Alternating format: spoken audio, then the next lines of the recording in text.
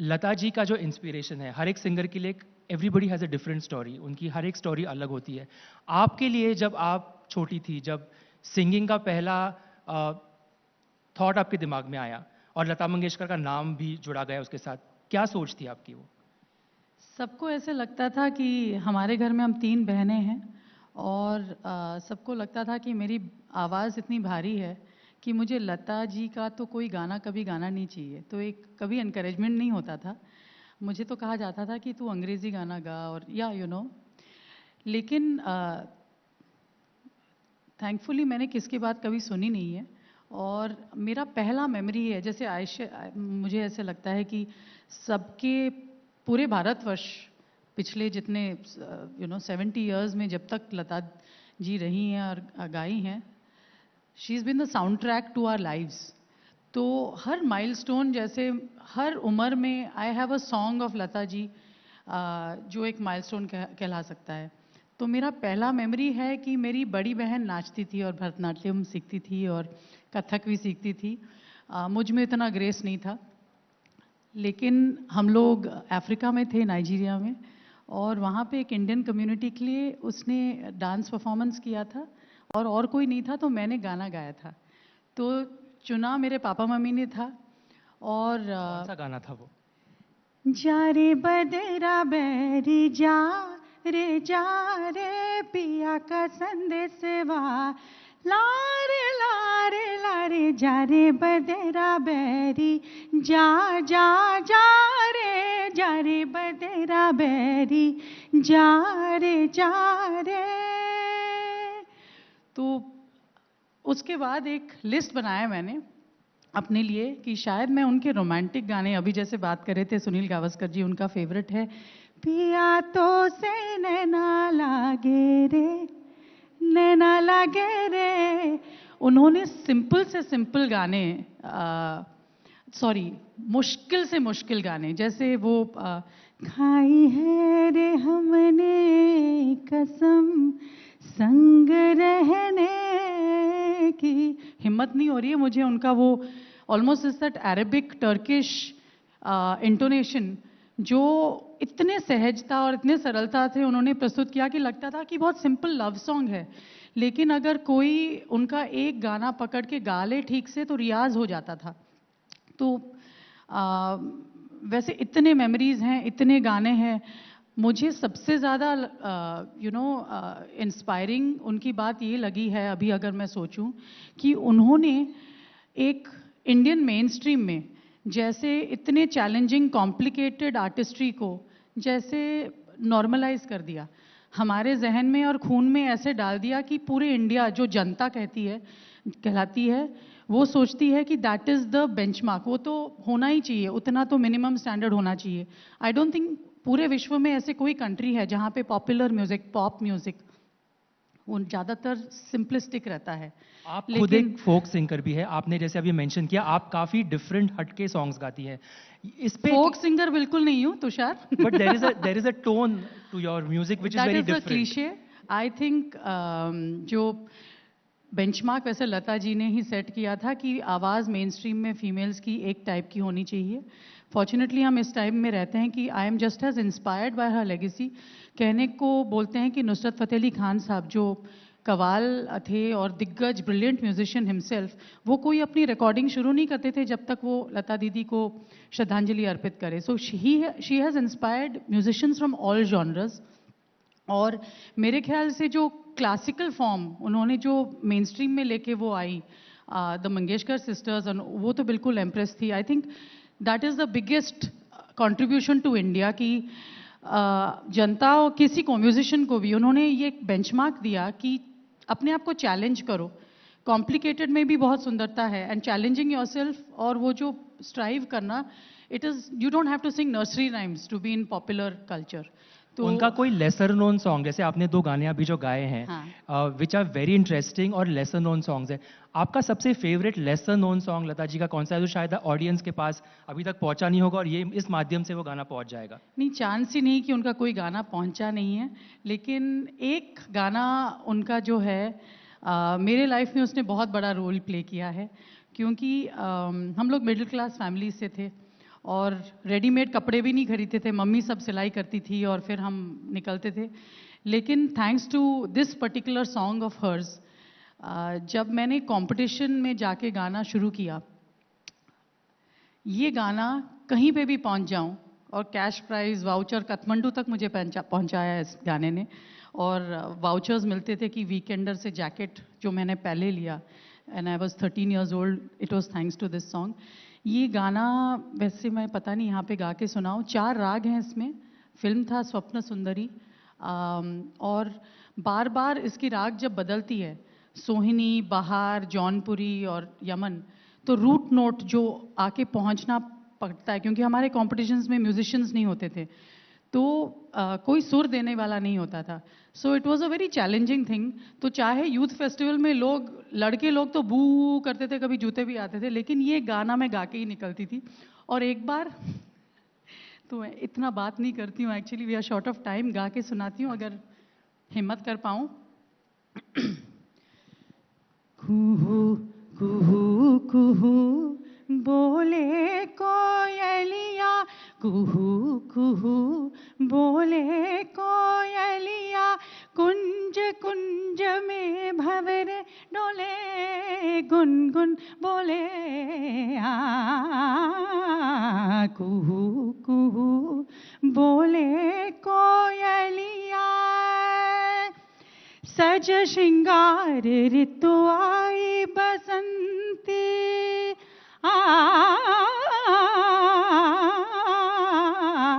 जैसे नार कोई हो विरसवंती। सानी ध मधनी सा गम गम धनी सा रे सा नि धनी नि ध ध मध ध मध ध मग नि रे गम धनी सा। जय श्रृंगार ऋतु आई बसंती, डाली डाली कलियों पे तितलियां झूमे, फूल फूल पंखुड़ियां खोले, गुनगुन बोले आ, कुहू कुहू बोले कोयलिया। फिर बहार, फिर जौनपुरी, फिर आउटस्टैंडिंग, दैट वाज अमेजिंग। मतलब ऑन द स्पॉट आपने ये बहुत ही डिफिकल्ट गाना गाया, अमेजिंग। मुझे बैठ के गाने की भी आदत नहीं है, मैं बताऊं, क्योंकि पहली बार म्यूज़िक पे इतना फोकस है, मीडिया में कभी म्यूज़िक पे फोकस इतना होता नहीं है, लेकिन म्यूज़िक और लता जी ने आई थिंक पूरे, जैसे ठुमक चलत रामचंद्र बाजत पैंजनिया, ठुमक चलत रामचंद्र, भजन से लेके अल्लाह तेरो नाम, उन्होंने पूरे कंट्री को जैसे जोड़ के रखा था अपने आवाज़ से। और from the length and breadth of a range, एरी पवन अगर वो सुनो, आपको मुखड़ा शुरू होगा, उसके नोट्स इतने लो हैं, इतनी ठहराव है उसमें, और जब वो चढ़ेगा अंतरा में, यू नो, एक Octave, that kind of range, that kind of commitment and dedication शायद और लोगों ने बहुत ही प्यार से समझाया होगा, लेकिन as a musician, as a singer growing up, मैं सोचती हूँ हम लोग ब्लेस्ड हैं कि उनके टाइम्स में हम उनको सुन पाए। और सबसे बड़ी मेरी ख्वाहिश मैं बताना चाहूँगी यहाँ पे, क्योंकि एज अ कंट्री मुझे लगता है इंडिया बहुत सेंटिमेंटल है, नॉस्टैल्जिया तो हम लोग चैंपियंस हैं उस पर, लेकिन इस बात पे हमें चर्चा करनी चाहिए और एक्शन लेना चाहिए कि उनकी लेगेसी को प्रिजर्व कैसे करें। क्योंकि यहाँ पे मैं नोटिस करती हूँ as a travelling performing musician, इतने सुंदर सुंदर जगह जाते हैं, हिस्टोरिकल मॉन्यूमेंट्स हम प्रिजर्व नहीं कर पा रहे हैं, लोग जाके अपने हार्ट साइंस और पता नहीं मुन्नू लव्स चिट्टू वट्टू पता नहीं क्या लिखा रहता है, वैसे ही हम लोग बातचीत सब कर लेते हैं, लेकिन सिनेमा हो, अपनी म्यूजिक हो, उसको आर्काइव कैसे करें, उसको प्रिजर्व कैसे करें। क्योंकि अगर आप आजकल के रिकॉर्डिंग सुनो, तो आपको क्या लगता है कि लता दीदी की जो लेगेसी है, हाँ, ये बहुत ही स्पेशल लेगेसी है, so how do we preserve this legacy? What are your thoughts on that? That's what I'm talking about. To start with her recordings, we need to have a concerted effort to preserve it in the true natural form in which it was recorded. वो analog recordings हैं, pitched up हो गई हैं, squeaky sound करती हैं, और that is not worthy of what the manner and the excellence with which she used to sing. So there has to be an effort to preserve her legacy, to archive her music in a way which is true to it, you know. और दूसरी बात है, मेरे ख्याल से ये बातचीत करना भी ज़रूरी है, जो आज ये मौके पे हम कर रहे हैं, कि we don't have to seek the most simplistic, basic, lowest common denominator in our mainstream. जो नर्सरी राइम्स आजकल बहुत कुछ यू नो लोगों को लगता है कि जो रील्स में सबसे ज़्यादा व्यूज़ ले रहा है वो गाना हिट है। टिकटॉक स्टार को आप स्टार करो अपने म्यूज़िक वीडियो में, और you are choosing musicians and singers basis their Instagram following. किसको कास्ट करना चाहिए basis the number of followers. Sona, that cannot be the case. That is a disrespect to her legacy. We agree with you. I also quickly before you go, मुझे पूछना है कि जाते जाते आप एक गाना सुना दीजिए लता जी का, या एक गाना वो सुना दीजिए जिससे हमें लगे कि जैसे आपने वो अलाप वाला गाना गाया अभी, वो बहुत रागों का एक मिक्स था, उसी तरह का अगर एक हमें एक झलक मिले आपसे, something different that we haven't heard from her. From her, no, I don't mind putting myself down saying कि I had the opportunity to perform with the BBC Philharmonic Orchestra. पंचम दा का बर्थ सेलिब्रेशंस था London में, और list जो उन्होंने भेजी थी, उनका जो बाहों में चले आओ वो गाना मुझे गाना था. It's not something I would have selected for my voice. और मैंने रियलाइज़ किया, वैसे लता जी ने सेंशुअस गाने बहुत कम गाए, लेकिन जब वो गाना उन्होंने वो सुनने को मैंने एक दूसरे नज़रिए से एज अ सिंगर सुना, try to understand the nuances, मुझे लगा कि मैंने 100 जन्म लूँ ये गा नहीं पाऊंगी जिस सहजता से या सरलता से, और इतनी जो स्टोरी टेलिंग होती थी उनकी, वो एक्टर्स के लिए एक्टिंग कर जाती थी. एक्टर्स एक्टिंग ना कर पाए, जैसे वो पर्वत के पीछे चंबेदा गांव में 2 प्रेमी रहते हैं, ये जब वो गाती हैं तो एक विजुअल इमेजरी आ जाता है, एक story telling. You don't have to watch the film, आपको वो जो पूरा जो सीनरी है आ जाता है. तो that story telling, that soul being intact, और उस सबके साथ क्राफ्ट इतना परफेक्ट इंटोनेशन हो, सिंगिंग हो, तो वो बाहों में चले आओ. तो मैं गाते गाते मुझे लगा कि क्या हम सुन पाएंगे नहीं, थोड़ी ये झलक नहीं, उसकी? बिल्कुल, क्योंकि मैंने जब वो अपलोड किया, और सब गानों में बहुत सारा प्यार मिला, किशोर दा के गाने भी गाए मैंने बड़े स्वैग के साथ, लेकिन ये गाना पूरे 3 आवर्स का कॉन्सर्ट था. सुर तो ठीक ठाक लगाया मैंने, अच्छे से लगाया, but I just felt I need to do another lifetime of रियाज. उस गाने को उस मेन स्ट्रीम में गाया है, लेकिन उसमें इतने कॉम्प्लिकेटेड नुआंसेस हैं.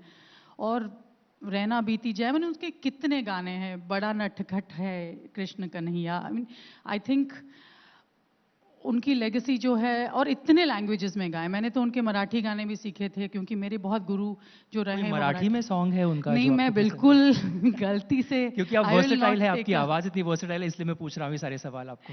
No, thank you so much Tushar. I will feel embarrassed कि कोई प्रोनाउंसिएशन यहाँ वहाँ करूँगी, क्योंकि वो पता मी डोल करा दरियात राजा, मी डोल करा दरियात राजा. और उसमें फिर से रेंज उनका जो चढ़ता है, तो यहाँ पे बिना सुर का मुझे लगा कि आज ऐसे ही इट शुड बी अ श्रद्धांजलि to her notes that were so perfect.